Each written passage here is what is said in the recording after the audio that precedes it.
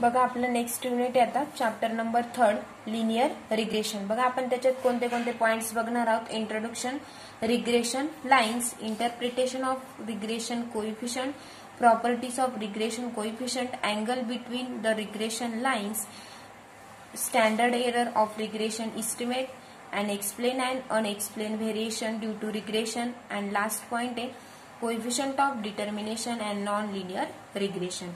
बघा या पद्धतीने नेक्स्ट मग आपण फर्स्ट टॉपिकला स्टार्ट करूया। बघा linear and non linear regression.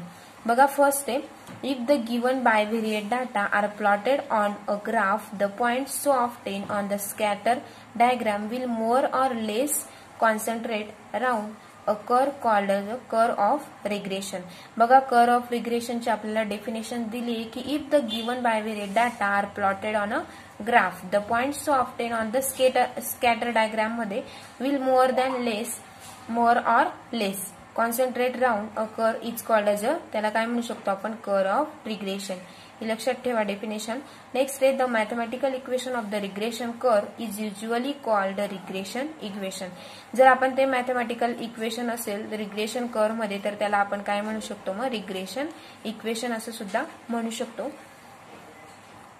Next आहे बघा if the regression curve is a straight line, if a regression curve is a straight line way say that there is a linear regression between the variables, the equation of such a curve is a equation of straight line। However, if the curve of regression is not a straight line, the regression is termed as a curve or non-linear regression।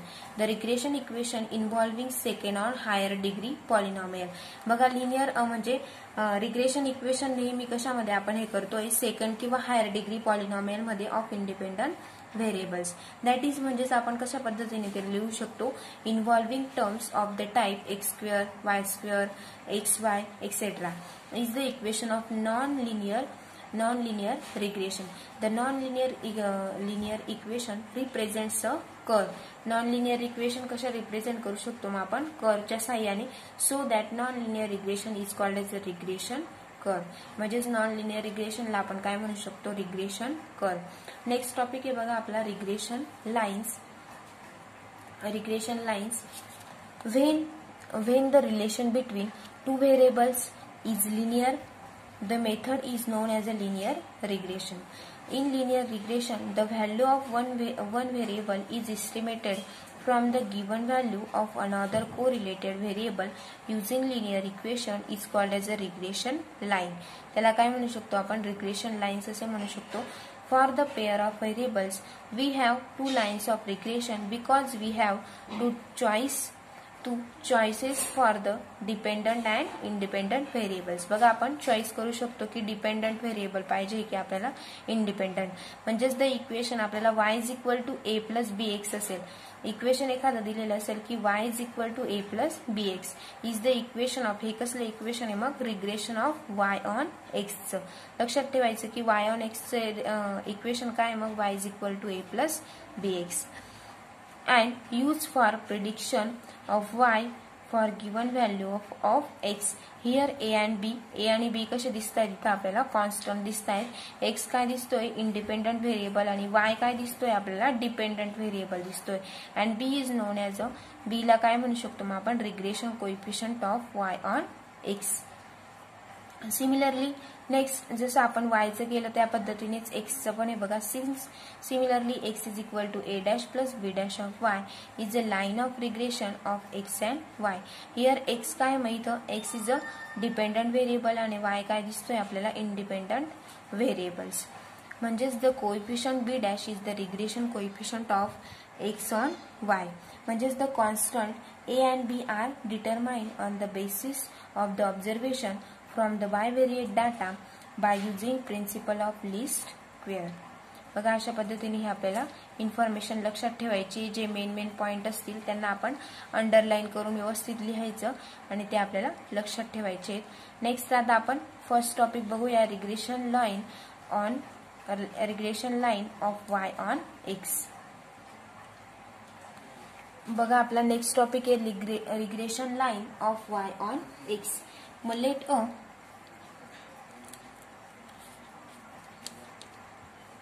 let a sample of n pairs of observations be xi, yi on the variables x and y. Variable काय दिसतंय आपल्याला x and y, and the equation of line of regression of y on x. बघा त्याचा formula आपण काय बघितला होता मग y on x चं regression y is equal to काय बघितलं होतं a प्लस bx. याला काय दिलं आपण इक्वेशन फर्स्ट दिलं बघा, equation first. Next let yi be the observed value of yi cap be the regression estimate of y for x is equal to काय असेल मग y for x is equal to xi. Next xi of 10 by substituting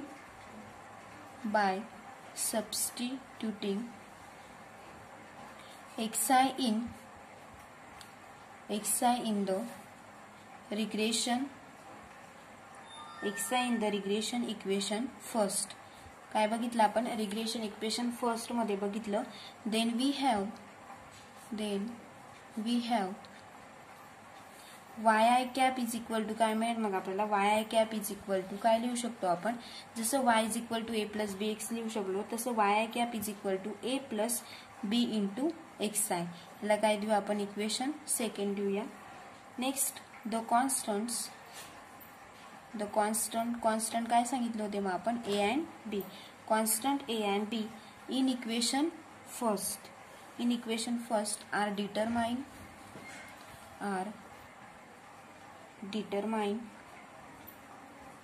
such that the sum of square of deviation of observed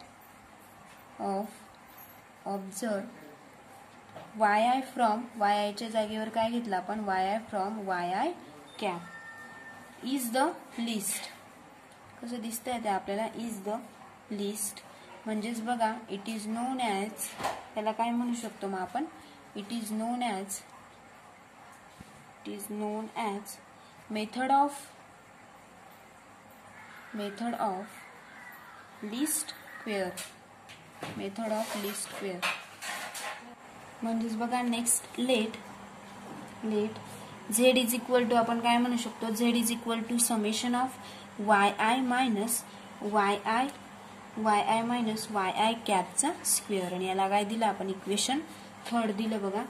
म्हणजेच next आता आपल्याला एक question आहे बघा, which is sum of square of deviations of observations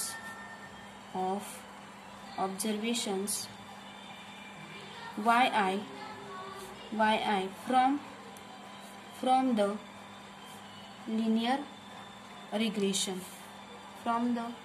linear regression. बघा हा question आहे आपल्याला. म्हणजेच आपल्याला काय फाइंड करायचं आहे मग इस्टिमेट yi कॅप फाइंड करायचं आहे बघा, इस्टिमेट yi कॅप. मग next putting value of yi cap from equation 2. बघा आपल्याला इक्वेशन 2 मधून काय करायचं आहे, yi कॅपची व्हॅल्यू पुट करायची आहे. इन इक्वेशन कुठे टाकायची मग ती इन इक्वेशन 3 मध्ये वी गेट म्हणजे z is equal to summation of yi minus a minus b याला इक्वेशन 4 दिलं बघा. म्हणजेच the constant A and B are found, constant A and B are found in such a way that Z कसा दिसतोय आपल्याला, that Z is minimum, that is differentiate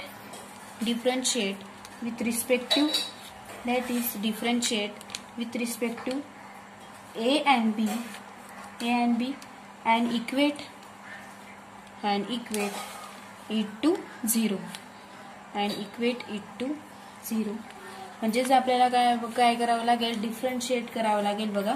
म्हणजेच डॅबा Z divided by डॅबा A is equal to -2 into summation of yi minus A minus bxi is equal to काय घेऊया आपण 0. म्हणजेच this gives us summation of काय मिळेल आपल्याला yi minus na minus b into summation of xi is equal to 0. बघा म्हणजेच काय मिळेल आपल्याला equation summation of yi minus na minus b into summation of xi minus xi is equal to काय घेतला आपण 0. म्हणजेच summation of yi is equal to काय घेऊ शकतो आपण na plus b into summation of काय येईल आपल्याकडे xi. याला काय दिलं आपण इक्वेशन 5 दिलं बघा. मग नेक्स्ट नाऊ आपण आता डॅबा Z बाय डॅबा A काढला बघा. नेक्स्ट आपल्याला काय फाइंड करायचं आहे, डॅबा Z बाय डॅबा B म्हणजेच is equal to same -2 into summation of yi minus A minus bxi into xi is equal to काय मिळेल आपल्याला 0. म्हणजेच सेम म्हणजेच इज इक्वल टू काय मिळेल आपल्याला is equal to summation of yi into xi minus A into summation of xi minus b into summation of xi square is equal to काय मिळेल आपल्याला 0. म्हणजेच therefore summation of yi into xi is equal to A into बघा दोघांची summation करायची आपल्याला yi into xi is equal to A into summation of xi plus b into summation of xi square. याला काय दिला आपण इक्वेशन नंबर 6 दिला बघा. इक्वेशन नंबर 6 म्हणजेच बघा the equation 5 and 6 are known as बघा इक्वेशन 5 आणि 6 ला आपण काय म्हणू शकतो मग as known as normal equations. काय म्हणू शकतो नॉर्मल इक्वेशन्स फ्रॉम 5. म्हणजेच A इज इक्वल टू काय मिळेल मग आपल्याला summation of yi divided by n minus b into summation of xi divided by n. म्हणजेच A इज इक्वल टू काय मिळेल मग आपल्याला A is equal to y bar minus b into x bar next बघा put the value of A in कोणत्या equation मध्ये 6 मध्ये of A in equation बघा आपल्याला व्हॅल्यू पुट करायची put in value of A in equation 6 मध्ये. मग काय मिळेल आपल्याला summation of yi into xi is equal to y bar minus bx bar into summation of xi plus b into summation of xi square. But आपल्याला x बारची value काय असते x bar is equal to mean म्हणजेच काय असतं त्याचा formula summation of xi divided by काय असतो n. म्हणजे summation of xi is equal to काय असतं n इंटू x बार म्हणजेच इज इक्वल टू बघा is equal to y bar minus bx bar into nx bar plus b into summation of xi square. म्हणजेच is equal to next step बघा काय मिळेल summation of yi into xi is equal to n into xy bar is equal to b into summation of xi square minus n into x bar bracket square. Since पण आपल्याला sigma square x is equal to काय असतं summation of xi square minus n into x bar square divided by काय मिळेल आपल्याला n. म्हणजेच बघा covariance of x y is equal to summation of x i into y i minus n into x y bar divided by n as it is. बघा b is equal to काय value मिळेल मग आपल्याला is equal to b equal to summation of x i into y i minus n into x y bar divided by summation of x I square minus n into x bar bracket square. म्हणजेच b is equal to काय मिळेल मग आपल्याला summation of बघा कोव्हॅरियन्सची value काय मग covariance of x y divided by काय मिळेल आपल्याला सिग्मा स्क्वेअर एक्स. म्हणजेच put the value of a in equation कुठे पुट करायची आपल्याला इक्वेशन 1 मध्ये पुट करायची बघा. म्हणजेच y इज इक्वल टू काय y is equal to a plus bx. Next म्हणजेच is equal to y bar minus bx bar plus bx. म्हणजेच y इज इक्वल टू काय मिळेल y bar plus b into काय मिळेल x minus x बार. याला काय देऊया आपण इक्वेशन 7. नेक्स्ट म्हणजेच is equal to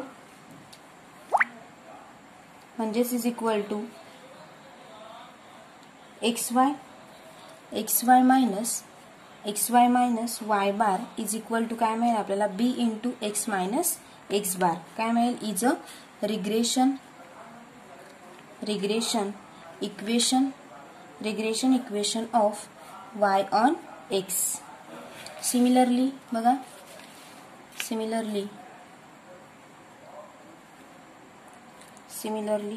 the equation of regression of x on y by method of म्हणजेच इज इक्वल टू बघा x इक्वल टू काय मिळेल मग आपल्याला x bar plus b dash into y minus y dash y minus y bar. याला आपण काय दिलं इक्वेशन नंबर 8. और बघा काय करू शकतो आपण x minus x bar is equal to b dash into y minus y bar y into y bar and b dash is equal to काय मिळेल मग आपल्याला covariance of x y divided by sigma square y. म्हणजेच from equation of line of regression in equation 7 and 8 it shows both the lines pass through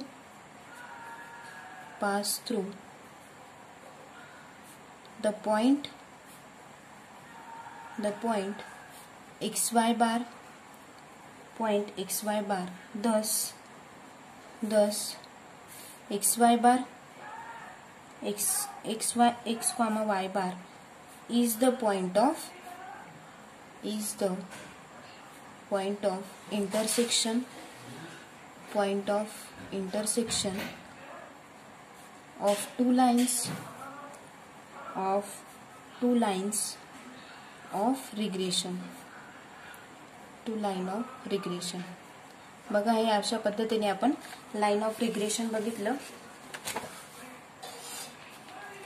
regression line of y on x बघितलं बघा. Next लेक्चरला आपण interpretation of regression coefficient हा topic बघणार आहोत.